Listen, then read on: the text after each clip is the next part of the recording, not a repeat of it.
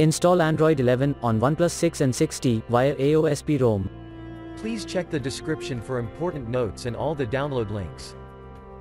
First download ROM and GApps packages, then transfer the downloaded files to the phone storage, link is in the description below. Step 2. Boot your device into TWRP recovery. Once in TWRP, click on Wipe, Advanced Wipe, and select the check boxes, as shown in the image, excluding internal storage. Step 4. Swipe the button to wipe the device. Step 5. Go back to the recovery main screen, and tap on the Install button.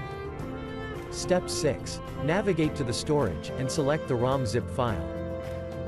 Step 7. Finally, swipe the button on the screen, to install ROM file. Step 8. Flash the GApps zip package, in the same manner. Step 9.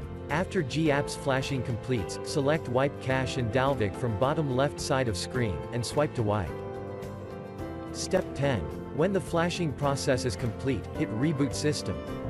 That's it, you have successfully installed the ROM on your device.